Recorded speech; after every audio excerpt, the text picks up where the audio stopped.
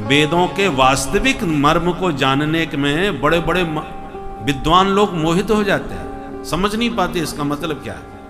मुह्यन्ति यत सूरयः यत यस्मिन् सूरयः विद्वांसः मुह्यन्ति मोहं प्राप्नुवन्ति। बड़े बड़े विद्वान वेद के तात्पर्य को नहीं समझ पाते कि वेद भगवान ने ये बात किस अभिप्राय से कही। जैसे उदाहरण से वेदों में एक तरफ अहिंसा को परम धर्म माना है, हर विषय में अहिंसा का समर्थन, अहिंसा परमो धर्म, किसी को मत मारो।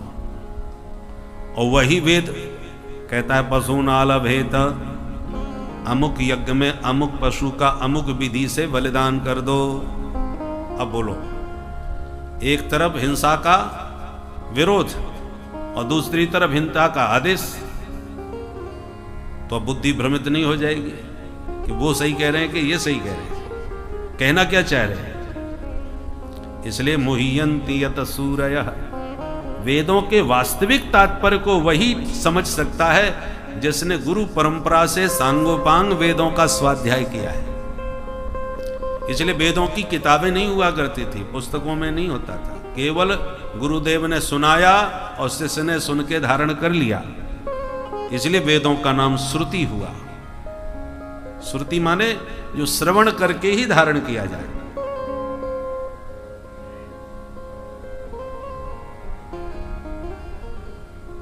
क्योंकि कई शब्द, कई वाक्य बड़े भ्रामक होते हैं, जो गुरुदेव की कृपा से ही आप समझ पाएंगे। वेद मंत्रों का उच्चारण भी बड़ा अद्भुत होता है, किस शब्द पर कितना ठहराव होना चाहिए, ये लिखने से आपको समझ में नहीं आएगा, वो तो कोई उच्चारण करके आपको सुनाएगा तभी समझ में आएगा कि दीर्घ उच्चारण, प्लुत उच्चारण, ह्रस्व उच्चारण कैसे किया जाए। इसलिए वेदों में सस्वर वेद पाठ का महत्व है। स्वर जो चलाए जाते हैं, आपका वैदिक विद्वानों को आपने देखा होगा, गणानान्त्वा गणपति गुं हवामहे प्रियाणान्त्वा प्रियपति गुं हवामहे निधीनान्त्वा निधिपति गुं हवामहे बसो मम आहमजानि गर्भधामा त्वमजासि गर्भधामा। इस प्रकार से हाथ चलाए जाते हैं। ये उदात्त अनुदात्त स्वरित उच्चारण के संकेत होते हैं। तो जिसने विधिवत वेदाध्ययन किया होगा गुरु परंपरा से, वही सही उच्चारण कर सकता है। अन्यथा उच्चारण अशुद्ध यदि हो तो फल भी उसका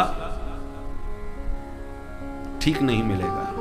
सवाग वज्रो यजमानम हिनस्ति, वो वाणी वाग वज्र बन के यजमान की भी हानि करती है। इसलिए शास्त्रों ने कहा विद्वान वेदज्ञ शास्त्रज्ञ महापुरुषों से ही विधिवत सब काम कराने चाहिए।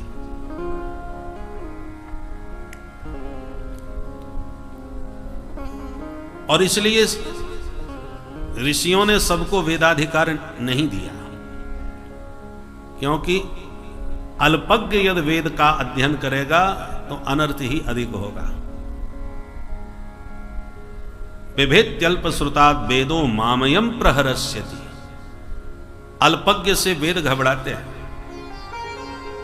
कि कहीं मुझ पर ये प्रहार न कर दे, मेरे शब्दों पर कोई अनर्थ का प्रहार न कर दे।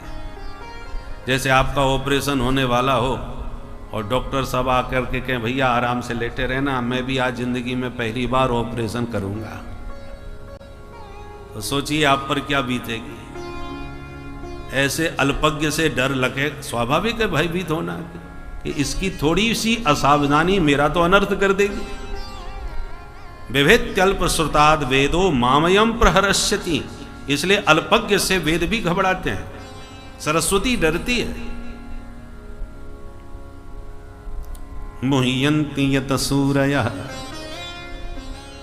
देखो वेदों ने कब कहां कौन सी बात किस अभिप्राय से कही है, ये कैसे समझा जाता है। वेदों ने कहीं कोई बात कही और कहीं जाके कोई और बात कह दी। वेद में कहीं भी हिंसा का समर्थन नहीं है। जहां हिंसा की बात आती है वो हिंसा निवृत्ति परक है, प्रवृत्ति परक नहीं है।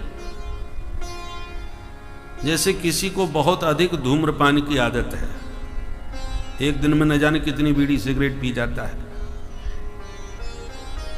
अब वो किसी आश्रम में किसी सदगुरु की शरण में गया, गुरुजी ने मंत्र दिया और गुरुजी का सख्त निर्देश, आश्रम में धूम्रपान वर्जित है। अब जिसकी आदत बिगड़ गई वो मानने वाला है नहीं, छुप छुप के पीता है। एक दिन धूम्रपान करते पकड़ा गया, शिष्यों ने पकड़ के गुरुजी से शिकायत कर दी, ये बीड़ी पीता हुआ पाया। गुरुजी ने सबको भगाया, चेले को अकेले में बुला के समझाया, क्यों भाई, जब तुम्हें पता है यहां कोई धूम्रपान नहीं कर सकता, तुमने क्यों किया? तो चेला गुरुजी के चरणों में गिर के बोला, गुरुजी मैं भी हृदय से चाहता हूं कि ये धूम्रपान छोड़ दूं, आपकी आज्ञा है, पर मैं चाहते हुए भी छोड़ नहीं पा रहा। मेरी इतनी आदत बिगड़ गई है कि मैं स्वयं चाह करके भी छोड़ नहीं पा रहा। अब आप ही बताओ मैं क्या करूं। जब अपने अपराध को गुरुजी के सामने स्पष्ट स्वीकार करके कह दिया तो गुरुजी ने विचार किया, इसकी आदत कैसे छुड़वाऊं। तो गुरुजी ने कहा, अच्छा एक काम कर, मैं तुझे सप्ताह में एक दिन की छूट देता हूं, तो केवल रविवार के रविवार बीड़ी पी लिया कर, परंतु और किसी दिन हाथ मत लगाना। तो चेला ने कहा, गुरुजी मैं भी आपको वचन देता हूं, बीड़ी से हाथ कभी नहीं लगाऊंगा, पर रविवार को नहीं छोड़ूंगा। एक दिन तो पीऊंगा और बाकी दिन कभी हाथ नहीं लगाऊंगा। गुरु चेला में समझौता हो गया। अब गुरुजी का रविवार के दिन छूट देने में उसको बीड़ी पीने का आदेश देना नहीं है, उनका तात्पर्य बीड़ी छुड़ाने में है कि जब 6 दिन छोड़ करके ये एक दिन पिएगा तो आदत बहुत कुछ कम हो जाएगी और धीरे धीरे एक दिन की आदत भी छूट ही जाएगी। धीरे धीरे छोड़ाऊं, एकदम तो ये मानने वाला है नहीं, छोड़ने वाला नहीं, इसलिए गुरुजी ने छूट दी। पर विडंबना क्या हुई, गुरुजी चले गए बद्रीनाथ।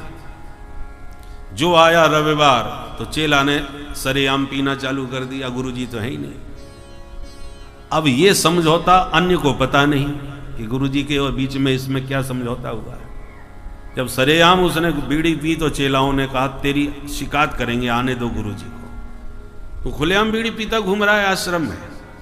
तो चेला भी पक्का बोले, आने दो गुरुजी। गुरुजी क्या करेंगे? गुरुजी ने खुद हमसे कहा है कि बेटा रविवार को बीड़ी जरूर पीना चाहिए, बहुत फायदेमंद होती है। उसने अपनी तरफ से 2 बातें जोड़ करके और उसकी तारीफ कर दी।